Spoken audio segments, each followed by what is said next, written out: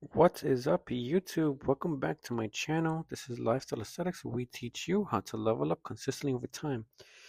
Today's video will be an all upper body day, so we do 2 chest, 2 back, the 3 shoulder heads, a bicep, tricep, plus the forearms. Starting off with some weighted pull-ups at the neutral grip, and here the weight is at 105. I'm trying to get stronger on the full range of motion. I'm trying to practice my good form here, making sure that my chin goes above the bar to make sure that I'm doing this correctly with the heavy weight since we were doing 90 pounds for a long time. So we're doing 2 sets of the working set. And on the second working set, I'm doing a drop set just to make sure that my body's getting accustomed to doing the heavy weight and making sure that I don't lose any strength from my weighted pull-ups. So as you see here, I'm removing the 35-pound plate. Now I have 70 pounds. Trying to force myself to rep out the last few that I have in the tank, but making sure that I'm going all the way up. Okay, that's what you want to make sure before you get into any weighted pull-ups, weighted dips. Kind of make sure that you're practicing the full correct range of motion so that we could get stronger in that movement. So we don't go too crazy in the reps here since it's heavy weights, high intensity, low volume. That's what you want to do here when you are doing your weighted calisthenics. Afterwards, we're doing some weighted dips. So unfortunately, I realized that I'm not going on the full range of motion because it's so heavy. So we only do some 3 good reps here. And this is going to blow up your triceps, blow up your shoulders, blow up your lower pecs as well. And as you notice, I am leaning slightly forward just to make sure that my body is being stabilized here. I'm not leaning too far forward, but I am forcing myself to go lower on that stretch as much as humanly possible to make sure that my triceps are getting worked on a lot. The lower pec is something not many people work on. You got to make sure that you add that into your routine. So ideally, I would do lower pec and then like an upper pressing movement, upper chest, because that's pretty much all you need. A fly movement as well if you want to go chest emphasis on your 4 upper body days. So again, we are dropping the weight. We are back at 70 pounds. 35 pounds lighter, so it should be much easier to go down. So I am doing this a little bit more easy, much more faster, but you don't want to go too fast because you want to make sure that your reps are slow and controlled. All right. So that's our 2 working sets for the dip, and then I'm trying to make sure that I work my lower back by doing this reverse grip lat pulldowns, holding that bottom stretch, forcing myself to remember that I'm releasing it very slowly so that mind to muscle connection is going to help you develop some good form. And with the good form that's proper, you'll get some stronger muscles and it causes you to have a lower risk of injury. So you basically, the chances of you getting injured will be much lower. So today we worked out with the weighted pull up and the lower back. All right. So that's pretty much what we're doing. So 2 working sets here as much as you can. And as you notice on each side, it is 2 plates of 45 pounds. Right, so trying to make sure that I challenge myself all the way through. Right, trying to become stronger physically as I lose body fat. So after our complete workout, I would do a 20% incline or 15% incline depending on which treadmill is available. Anywhere from 20 to 25 minutes, even 30 minutes on some good days. So starting off with the weaker arm first and then with the more dominant arm. And the reason I'm doing them one by one is because it feels awkward for me to do it with 2 hands at a time. This is just for comfort. Same thing with the other machine you see beside me on that one. I will also do one arm at a time, just so my body does not feel awkward. I want to make sure that when I'm doing my exercises, I am comfortable first in order to make sure that I'm doing them correctly, right? And then I will remove the 45-pound plate on each side, making sure that I am, doing the working drop set to, make sure that when I am doing my movements, they are correct here, right? So then we go back at it again with the lighter weight, right? So with the lighter weight here, making sure that my form is pretty much as perfect as possible. Since it's one plate of 45 on each side, to make sure that I'm working out the lower lats as at the lower back as much as I can, making sure that I am doing well on this type of movement. And this one kind of like diverges outward, so it separates as you go down. It does leave a little bit awkwardness, so I would prefer also using like the straight bar on the lat pull down reverse grip, which is also just as good for your lower back muscles. So here we are trying to reach full failure, and then next movement will be the uh, cable flies here. So working on the upper chest by crossing them over from low to high cable flies, making an X as I do these.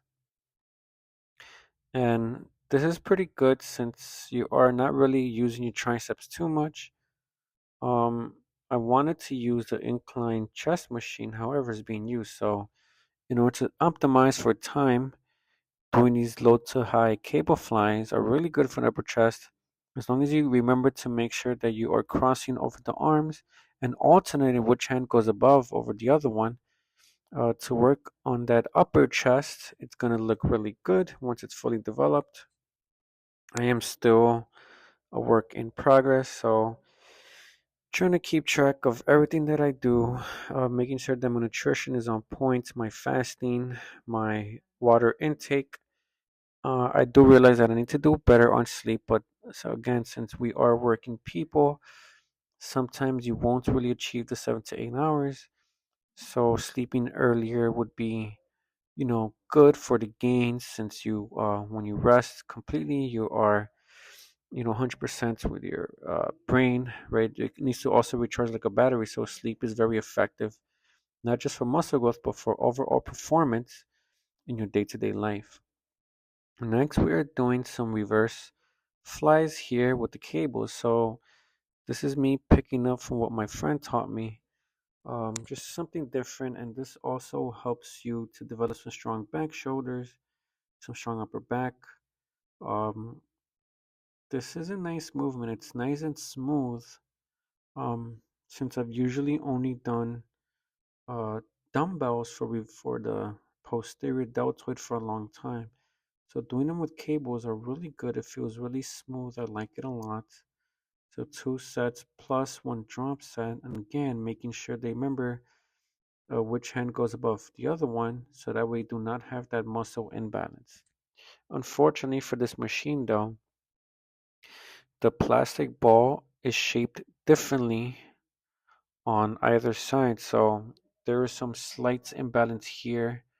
So making sure that you change your hands here will decrease the chances of getting the muscle imbalance. So you basically need some lightweight for this. You don't need to go as heavy up until you get stronger, okay? If and only if you get stronger.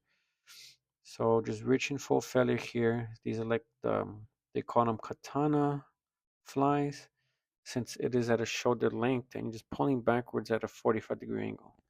And right here, you are going to see me do the drop set. So doing the lighter weights here, just finishing off every uh, last bit of energy I have left on the tank to get some strong posterior deltoids, some good thick upper back muscles. And when you do these, you want to make sure that when you return, you're forming an X, since your arms are pretty much returning and you got to return them all the way back forward. And when you stretch them out, all the way back. And then I'm doing the trick that my friend taught me. So the rest part is training for my triceps. I kind of forgot to leave my elbows tucked outwards. So right here, you see me correct that, sticking my elbow out of my body, basically behind me, to make sure I got that full stretch. And you see it right there on my triceps. It's just pulling out, becoming stronger and thicker. You go to the other side, doing them again for failure. And again, you don't need heavy weight for this. If you do heavy weight on a supinated grip triceps, you're going to hurt yourself. So doing a lighter weight here is really good. You see my triceps poking out through the sleeve here. and then 20-second rest. And again, you are doing a supinated grip here for the triceps. And the rest pause training, doing 3 sets here in one entirety with a 20 seconds rest in between. You will feel it a lot on your triceps. I feel sore right now as I am talking through the video here, and I know for a fact my triceps will grow much stronger and be able to push much more heavy. So also your elbows and your shoulders should be locked in place. Doing it slow and controlled here. To make sure they're doing the form correct, doing the motion correctly. And for me, you don't really have to do this, and my friend didn't either, but holding it at the top stretch here, the bottom stretch for 1 second, helps me fill it out more since I'm stretching on my tricep and making sure that it's getting stronger. We're repping out the last few here, just making sure that my triceps get fully involved in this workout. And with the weighted dip, I feel the pump a lot on my tricep as well, since that is also the key component that gets worked out. And then I found this shoulder press machine, so I'm doing it with the neutral grip, as heavy as I can. So I'm experimenting how much weight I'm able to go, since the resistance does feel different with all these different machines. So I adjusted a little bit higher to test out my strength, and I feel like I am able to do the shoulder press with this weight that I increased it with. And again, with the neutral grip, it is much more shoulder friendly, easy on the joints. Here, I regret doing the superset because I wasn't as fresh. So if you are going to superset a shoulder press machine with the lateral raises, I would recommend to decrease the weight a lot on a dumbbell lateral raises. So I did decrease it to 20 pounds when I am doing my superset here with the shoulder press. For next time, I do want to keep them separate just to make sure that I focus on one movement at a time. And again, the idea is still the same. You're sitting at the edge of the bench here at the seat and raising it as high as you could go, parallel to the floor, twisting at the last minute, and slowly releasing it on the way back down. So 2 sets of the supersets here we do. And then we are finishing off with some hammer curls, supersetting it with the reverse grip curls here to make sure that your brachialis get strong, your biceps, and your forearms. So because I did such heavy weights with the weighted dips, I wanted to make sure that if I'm doing some heavy hammer curls, at the very least my forearm does not break too early.